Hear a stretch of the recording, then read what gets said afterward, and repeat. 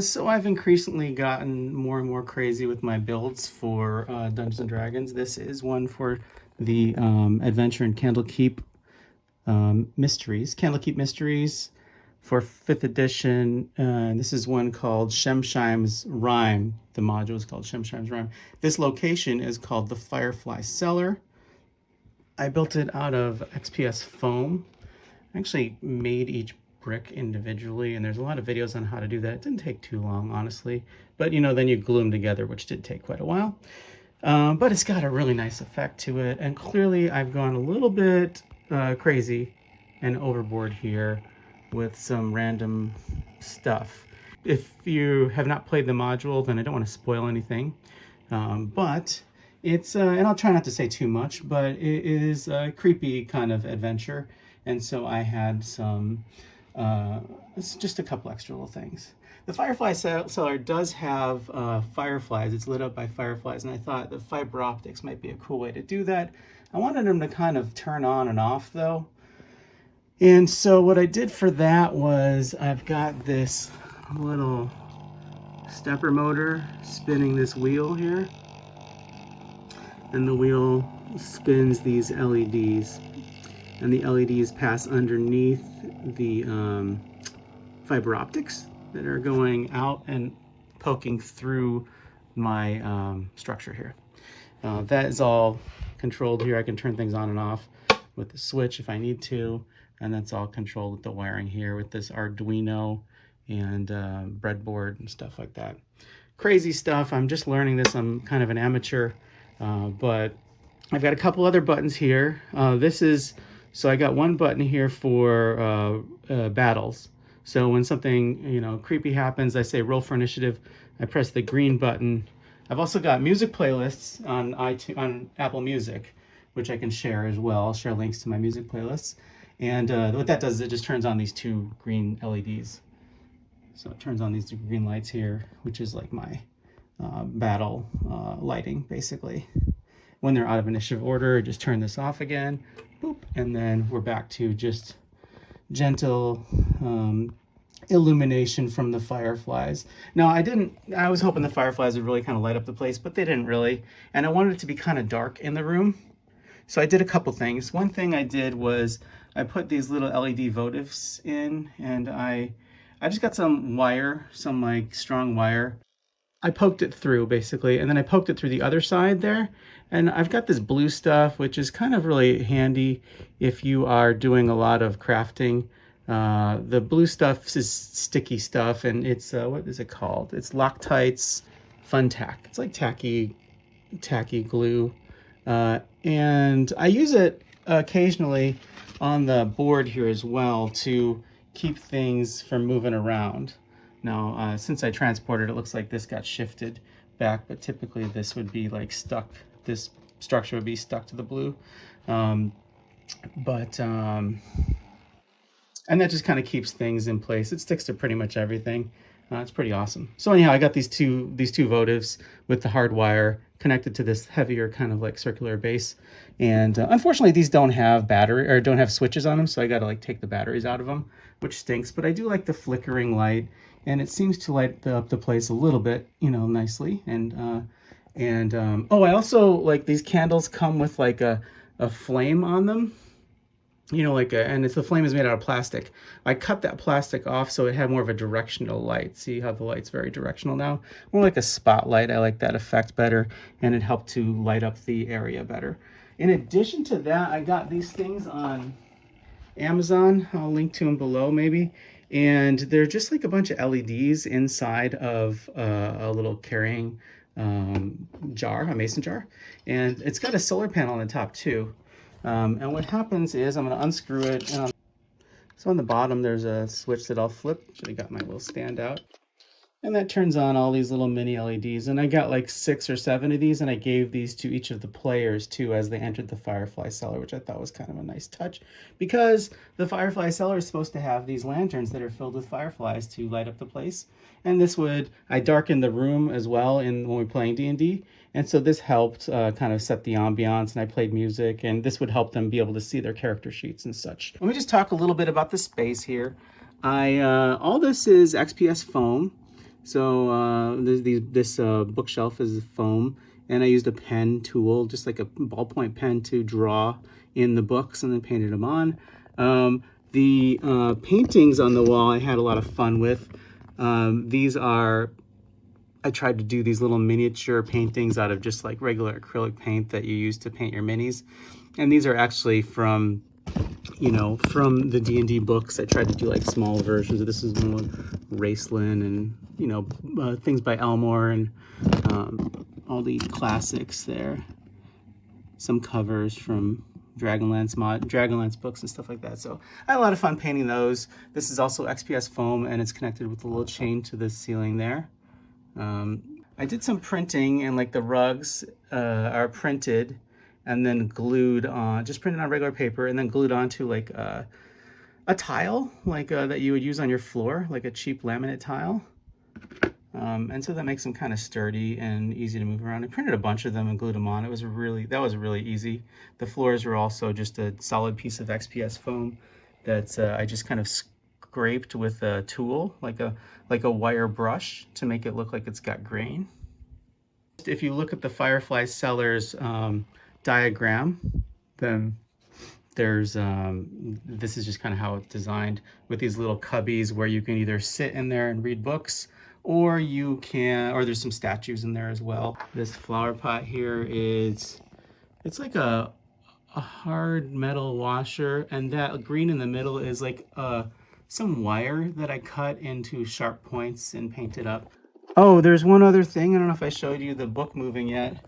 So the creepy thing is, to this book here down at the bottom, there's a little piece of metal, like a tiny little piece of metal that I used for these the ladders here. The ladders are just screen, like chicken wire kind of, or screen.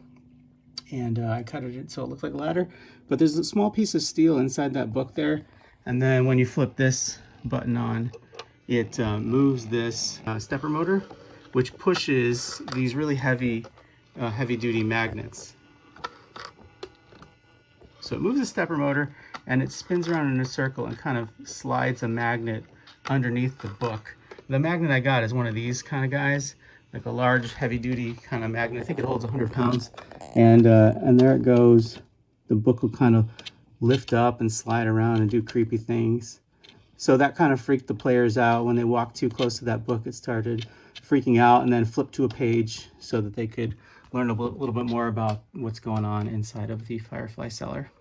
So I'm going to share my playlist, my music playlist. I've got like some Firefly Cellar music playlist. If you look on Apple Music, you can probably just search for Firefly Cellar and it should show up. And I just wanted to document this before I take it apart and put it up on my wall somewhere. Hopefully you enjoyed this, and if you did, then go ahead and like this video. So again, this is for Shemshime's Bedtime Rhyme, which is Adventure in the Candlekeep Mysteries series, Adventure for 4th level characters. It was a lot of fun and really cool. I highly recommend it, even if you don't have the fancy stuff. There are maps you can also download online for this, and you can import those maps into Foundry or whatever tabletop gaming software you're using. Maybe I'll put a link to those down below, as well as if you're a dungeon master. There are also links to well, hold on, players, bye-bye, take care, because spoilers are ahead. So if you plan on playing this adventure, then maybe sign off right now. But I'm going to say a couple quick spoilers. And so here we go. So DMs, two things. First, they have you roll on a random chart, like 1 through 6, and random creepy things will happen. I made it 1 through 12, and I wrote my own creepy things, which was a lot of fun. And maybe I'll post a link down below to my Google Doc where I kind of have some extra creepy things that happen.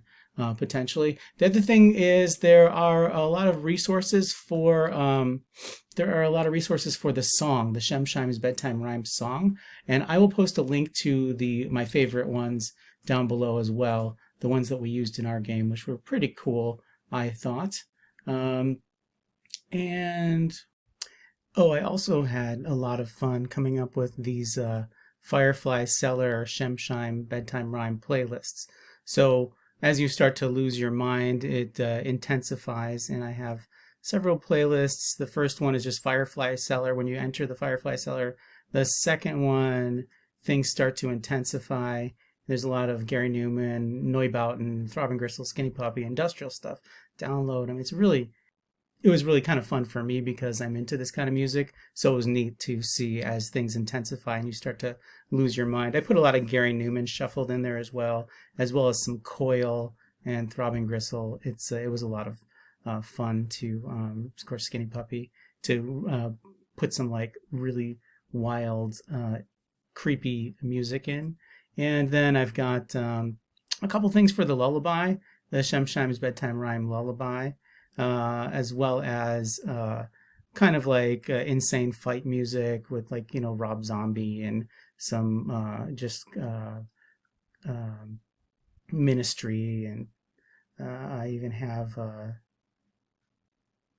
Lamb of God and some other, really heavy metal kind of I don't know what death metal or whatever genre Lamb of God is.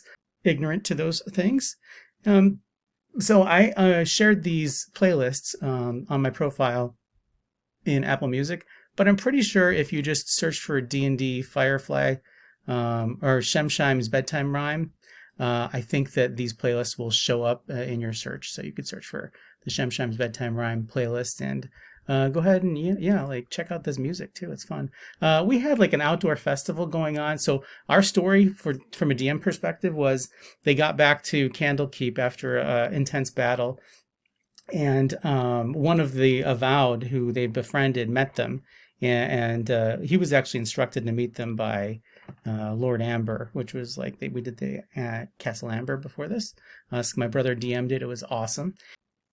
Someone instructed an Avowed to meet the adventurers. There's a huge festival going on in our game, and the festival was much like the Renaissance Festival, except that instead of like them pretending it was medieval times, they pretended that their kids were kings and queens. So there were a bunch of little kids that were dressed up as kings and queens, and it was a lot of vendors and turkey legs and the whole Renaissance Festival thing. But there were no places to stay in the Candlekeep town. And so what ended up having to happen was that this Avowed knew a special place where they could crash that night, where they could sleep and rest up after their big battle. And so they brought them down to they brought them down to the Firefly Cellar, which is kind of hidden behind the House of Rest. There was a metal grate that they opened up and climbed down a ladder. I didn't do the spiral staircase because I don't want to make a spiral staircase, so I just made a giant metal ladder. Anyways, this is my outdoor festival music, and there were also games in the outdoor festival, and you could win like a giant, you could win a crown or a tiara, except that you had to, what was it? You had to touch a magic orb and like withstand its power to win the crown or the tiara. If you failed some kind of a wisdom save after touching the crown, after touching this magic orb, then random weird stuff would happen to you. And there were goofy things too. I don't know if you saw them above here. So maybe there's a giant wart that is on your nose. A wiggling finger grows from each earlobe. So just really weird stuff. Whenever you talk, bubbles come out of your mouth. Just fun things that were happening at the festival. So as they're walking around the festival, someone's slipping on the sand, on the gravel like it's ice, or someone's walking by with squeaky joints because they're trying to win this tiara for their little kids. And the parents were acting as serfs or servants to the kids. Anyhow, that was kind of a fun thing. Is this we called it the I had to write a couple names like vendors and just random names, which is in case they run into someone. But the festival I called it the Noble Gathering, which was a week-long party in Candlekeep, and the kids are treated as duration. Anyhow, a lot of fun. And again, I'll share this document and a bunch of links down below for the resources if you're DMing this. Have a lot of fun with it, and let me know how it goes for you. I'm kind of curious how it went for everyone else. And happy gaming out there.